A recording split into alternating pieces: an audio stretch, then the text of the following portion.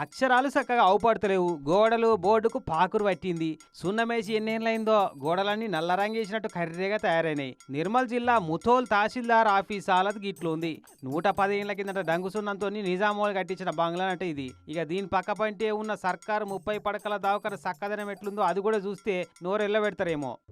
పలుగుడు పట్టిన గోడలు, పెచ్చులూసి పుచ్చెల వలగొడతకు తయారున్న స్లాబులు, పొక్కిళ్ళైన బండలు, దవాఖానకు వచ్చే పేషెంట్లు, వాళ్ళకి ట్రీట్మెంట్ ఇచ్చే డాక్టర్లు, దవాఖాన సిబ్బంది అంతా పానం గుటగుట మనంగా పొద్దెల్లదిస్తున్నారట ఈ దవాఖానలా. అసలు పేషెంట్లకేమో గానీ వెంటిలేటర్ మీద తుది శ్వాస తీసుకుంటున్న పేషెంట్ లెక్క ఉంది ఈ ముతోల్ సర్కార్ దవాఖాన పరిస్థితి అనుకుంటున్నారు. కొత్త బిల్డింగ్ కట్టించేందుకు 3 ఏళ్ల కిందటనే శంకురాయి వాతిరట గానీ పైసలు మంజూరు కాక పని అట్టనే అయిపోయిందట. వైద్య సేవలు సరిగా లేనప్పుడు ఎన్ని ప్రభుత్వాలు ఉన్నా వ్యర్థమే. అందుకొరకే దయచేసి మేము ఒకటి కోరుతున్నాము, అతి త్వరలో మాకు ప్రభుత్వ ఆసుపత్రి మొదలుపెట్టి ప్రజలకు తొందరలో మెరుగైన సేవలు అందించి ప్రజలకు న్యాయం చేస్తారని మేము కోరుతున్నాం.